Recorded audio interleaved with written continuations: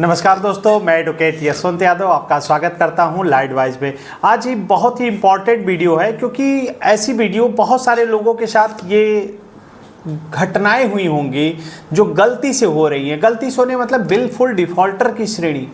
बिलफुल defaulter में बहुत सारे लोगों के पास बीएनएस की धारा 316 और 318 में सम्मन आया होगा, बीडब्ल्यू आया होगा, एनबीडब्ल्यू आएगा। ऐसा होता क्यों है? ये 316 318 मतलब 420 406 की धारा कि आपने लोन लिया है और जानबूझ के आप पैसा नहीं दे रहा है, यानी आप बिलफुल डिफॉल्टर है, आपके पास पैसे हैं, आप देना नहीं चाहते, आपकी नीयत खराब है। इसके लिए कोर्ट से बीएनएस की धारा 316 में 318 में एक चीटर, धोखाधड़ी, फ्रॉड में आपके ऊपर केस दर्ज होता है, मुकदमा दर्ज होता है। तो आप बिलफुल डिफॉल्टर की श्रेणी में हैं?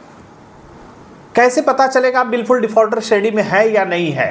देखिए, आपने अच्छा कितने लोगों के पास कलकत्ता से, अहमदाबाद से, जयपुर से, लुधियाना से 316 318 का सम्मन आया है, कोर्ट का सम्मन आया है? कितने लोगों के पास आया कमेंट में बताइए, क्योंकि कमेंट सब लोग देखेंगे ना। हाँ, कितने लोगों के पास ऐसी धाराओं में होता है, तो क्या करना चाहिए, क्या तरीका है, क्या प्रोसेस है?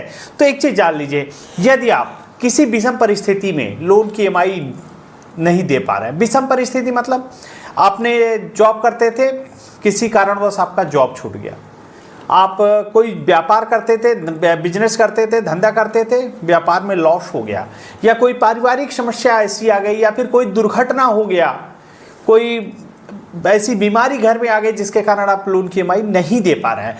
तो किसी विषम परिस्थिति के कारण यदि आप लोन की ईएमआई नहीं दे रहे हैं तो यह बिलफुल डिफॉल्टर श्रेणी में नहीं आता है। आप बिलफुल डिफॉल्टर नहीं हैं, आप जेन्युइन डिफॉल्टर हैं। जेन्युइन डिफॉल्ट में किसी विषम परिस्थिति, ऐसी परिस्थितियां आ गई जिसके कारण आप लोन की ईएमआई नहीं दे रहे हैं, तो बैंक आपको जो होता है, देखिए बैंक और आपके बीच में जब कॉन्ट्रैक्ट होता है, जैसे आपने लोन लेते समय आपके और बैंक के बीच में, ये आप हैं, ये बैंक है, आप दोनों के बीच में एक एग्रीमेंट, एक समझौता, एक कॉन्ट्रैक्ट होता है। तो जब कॉन्ट्रैक्ट टूटता है या एग्रीमेंट टूटता है तो उसमें क्रिमिनल केस नहीं होता। संविदा आप बैंक और आप दोनों के बीच में एक एग्रीमेंट का टूटना यह सिविल का डिफॉल्ट है। बात को समझिए, मैं कहना क्या चाह रहा हूं उसको समझिए। जो आपके ऊपर 420 406 जो धोखाधड़ी, चीटिंग ऐसे केसेस लग रहे हैं, तो लगने चाहिए कि नहीं? क्या इसमें से कितनी सच्चाई है? बैंक ने आपको लोन दिया, आप और बैंक के बीच में एक एग्रीमेंट होता है, समझौता होता है, संविदा होती है। उस संविदा को, उस एग्रीमेंट को टूटना, माने आप दोनों के एग्रीमेंट को टूटना, ये सिविल का डिफॉल्ट है, ये सिविल मैटर है। तो सिविल मैटर है तो इसमें क्रिमिनल केस कैसे हो जाएगा? तो ये करते क्यों है? ये मनोवैज्ञानिक दबाव में डालने के लिए आपके ऊपर विश्वासघात का केस करते हैं। 316 318 बीएनएस की धारा, कोलकाता में, अहमदाबाद में, जयपुर में, ऐसी जगहों पे आपके घर से हजारों किलोमीटर दूर रब करते हैं।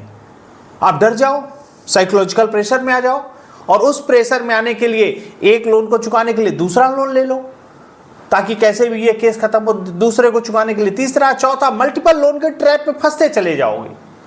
तो स्टॉप लॉस, रुक जाओ, जहां पे हो वहां पे रुक जाओ।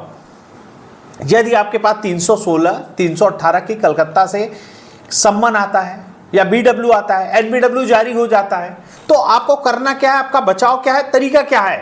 लोन कंपनियां ऐसा क्यों करती हैं, और लोन कंपनियां ऐसा आरोप कैसे लगा रही हैं आपके ऊपर कि आप धोखाधड़ी है, आप चीटर हैं, आपने धोखा दिया है? ऐसा क्यों कर रहे हैं? ईएमआई डिफॉल्ट होना यह, लेकिन एक चीज बताइए, कहीं ना कहीं आपकी भी कुछ गलतियां हैं। गलतियां क्या है? आपने सब लोन लिया, डिफॉल्ट किया, नहीं दे पा रहा है। सबसे पहले तो आपको पता चल जाता है कि अब मैं अगले महीने की लोन की ईएमआई नहीं दे पाऊंगा। क्या आपने कंपनी को अवगत कराया?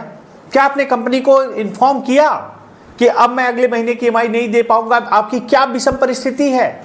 क्या आपने परिस्थिति के बारे में लीगल प्रायर नोटिस जरिए रजिस्टर्ड डाक एडवोकेट के माध्यम से आपने दिया? आप भाग रहे हैं, आप गलती कर रहे हैं। तो भाग रहे हैं तो इसका मतलब आप जानबूझ के ऐसा कर रहे हैं। तो सबसे पहला काम है, बिलफुल डिफॉल्टर की श्रेणी से आपको बचना है। तो आप कंपनी को लीगल प्रायर नोटिस दीजिए। उसमें अपनी परिस्थिति के बारे में बताइए, अपने आपके एडवोकेट आपके परिस्थिति के बारे में, रिस्ट्रक्चर के बारे में, ईएमआई कम करने के बारे में, लोन अमाउंट को कम करके लोन ड्यूरेशन को बढ़ाने के बारे में। तो ऐसी ऐसी प्रोसेस होता है। ईएमआई डिफॉल्ट हो रहा है तो भागिए मत। आप जो भाग रहे हो कि लोन ले लिए, एक ईएमआई डिफॉल्ट हो गई, दूसरी हो गई, तीसरी हो गई, आपने कंपनी को इन्फॉर्म ही नहीं कर रहे हो। इन्फॉर्म नहीं कर रहे मतलब जानबूझ के आप भाग रहे हो, आप ऐसा गलत काम कर रहे हो। तो भागोगे और लीगल प्रायर नोटिस नहीं दोगे तो 420 406 का केस दर्ज होगा ही होगा। तो इसलिए आपको मैं बताता हूं, यदि आपने लोन लिया है, डिफॉल्ट कर गया, नहीं दे पा रहे हो, कंपनी को विषम परिस्थिति के बारे में, क्या कंपनी को कोई सपना तो आ नहीं रहा है कि कंपनी को पता चल जाएगा कि आपकी क्या विषम परिस्थिति है। आपने अपनी विषम परिस्थिति के बारे में कंपनी को अवगत कराइए रिटर्न में, जरिए रजिस्टर्ड डाक एडवोकेट के माध्यम से एडवोकेट के लेटर हेड पे कंपनी को लीगल प्रायर नोटिस दीजिए कि ये विषम परिस्थिति है, मैं लोन की ईएमआई नहीं दे पा रहा हूं, मुझे रिस्ट्रक्चर कराना है, मुझे समय चाहिए, जो मैं बिल्कुल डिफॉल्टर नहीं हूं, मैं जेन्युइन डिफॉल्टर हूं, किसी विषम परिस्थिति के कारण लोन की ईएमआई को नहीं दे पा रहा हूं। प्रॉपर वे में मजबूत ड्राफ्ट 5-6 पेज का ड्राफ्ट बनेगा, उस ड्राफ्ट को कंपनी को आपको देना है ताकि आप बिल्कुल डिफॉल्टर 420 406 की श्रेणी में ना आए। नहीं तो आपके ऊपर 406 का केस हो जा रहा है, 420 का केस हो जा रहा है, अमानत में खयानत हो रहा है, चीटिंग का हो रहा है, फ्रॉड का हो रहा है, आप भगौड़ा हो रहे हो, भाग रहे हो। तो भागना नहीं है और बिल्कुल डिफॉल्टर की श्रेणी में आ रहे हैं, 316 318 की धाराएं लग रही हैं, तो उसके पहले कंपनी को पूरे नियम, आरबीआई की गाइडलाइन है, पूरा नियम, प्रोसेस, तरीका सब कुछ फुलफिल करना पड़ेगा। आपको उस कोर्ट में केस करने पहले कारण बताओ नोटिस देना होगा कि आप इस कारण से लोन लिए हो, डिफॉल्ट कर गए हो, या अपने कोई फर्जी दस्तावेज लगाया, फर्जी डॉक्यूमेंट लगाया, क्या किया क्या नहीं किया, आपके ऊपर मैं क्रिमिनल केस दर्ज करने जा रहा हूं, उसके लिए कारण बताओ नोटिस दिया जाना चाहिए कि आप बताइए कि आपके ऊपर केस क्यों न दर्ज किया जाए, आपने ये चीट किया है, ये प्रोसेस होता है। ऐसे ही नहीं डायरेक्ट आपके ऊपर 316 318 के केस कर देते हैं। यहां तक कि यदि आपके ऊपर 316 318 के केस होते हैं, आपको कोर्ट से नोटिस आया हो या फिर एडवोकेट की तरफ से नोटिस आ रहा है, आप नोटिस का रिप्लाई करिए, नोटिस का रिप्लाई करिए और साथ से साथ सुप्रीम कोर्ट के जजमेंट का हवाला देते हुए कि वित्तीय लेन देन में क्रिमिनल केस नहीं होता, पैसे के लेन देन में ये क्रिमिनल केस नहीं हो जा रहा जो आपके ऊपर क्रिमिनल केस दर्ज कर रहा है, तो उसका हवाला देते हुए एक मजबूत ड्राफ्ट बना के कंपनी को दीजिए ताकि आपके केस को खारिज कर दिया जाए, केस को समाप्त किया जाए। तो ये प्रोसेस, ये जानकारी आपको होना है, आपको जानकारी होनी चाहिए, आपको अपना अधिकार पता चलना चाहिए। यदि आप अपने लोन के डिफॉल्ट हो गए, नहीं दे पा रहे हैं, तो अपने अधिकार को भी नहीं जानेंगे तो कंपनी आपको मेंटली हरासमेंट करेगी, इतना टॉर्चर करती है कि आपको मनोवैज्ञानिक दबाव में लेती है। 420 406 की धारा सुन के आप डर जाते हो, पता नहीं बेल होगा कि नहीं, सेम डे बेल होती है। मैं आपको कलकत्ता में, अहमदाबाद में, जयपुर में, जहां पे भी आपका केस होता है, मैं आपको एडवोकेट प्रोवाइड करा दूंगा, आपकी बेल करा दूंगा। जो प्रोसेस है, जो तरीका है, क्या करना है क्या नहीं करना है। आप फर्जी दस्तावेज ये नहीं दिए हैं तो 420 का कहां पे केस हो रहा है, ये आपको डराते हैं। बैंक और एनबीएफसी को अगर ऐसा करते हैं, आपके ऊपर 316 318 केस होता है। एक मजबूत ड्राफ्ट बना करके कंपनी को दे दीजिए। आप बिल्कुल डिफॉल्टर नहीं है, आप डिफॉल्ट की श्रेणी में नहीं आ रहे हैं। आप ऐसा नहीं है कि आपने लोन लिया है तो डिफॉल्ट का, किसी विषम परिस्थिति आप जेन्युइन डिफॉल्टर हैं। तो इसीलिए मैं बार बार कहता हूं, कंपनी को लीगल प्रायर नोटिस जरूर दे दीजिए। लीगल प्रायर नोटिस देना आपके लिए ब्रह्मास्त्र का काम करेगा, क्योंकि आप एक जेन्युइन डिफॉल्टर हो। मैं बार बार आपको कहता हूं, एक बार नहीं कई बार बता रखा हूं, लगभग हर वीडियो में बता रखा हूं, पैसे हैं तो इनके पैसे दीजिए, पैसे हैं तो इनके पैसे दीजिए, नहीं है तो जो प्रक्रिया है, जो प्रोसेस है, उसको तो करना ही पड़ेगा। पैसे नहीं है तो कम से कम प्रक्रिया तो अपनाइए। जो आरबीआई की गाइडलाइन है, आरबीआई की गाइडलाइन में साफ शब्दों में कहा गया है, पैसे नहीं दे पा रहे हैं, नहीं है, उस कंडीशन में क्या आपने कंपनी को अवगत कराया, अपनी विषम परिस्थिति, आपका दुर्घटना हो गया, जॉब लॉस हो गया, एक्सीडेंट हो गया, पारिवारिक समस्या हो गई, जो हुआ क्या आपने कंपनी को बताया, रिटेन में बताया, जरिए रजिस्टर्ड डाक एडवोकेट के माध्यम से लीगल प्रायर नोटिस दिया? यदि दिया तो आप बिल्कुल डिफॉल्टर की श्रेणी में नहीं आएंगे, और नहीं दिया इसका मतलब आप जानबूझ के ऐसा कर रहे हैं। तो जानबूझ के ऐसा करेंगे तो आपको कहीं ना कहीं 316 318 जैसे मुकदमे झेलने पड़ेंगे।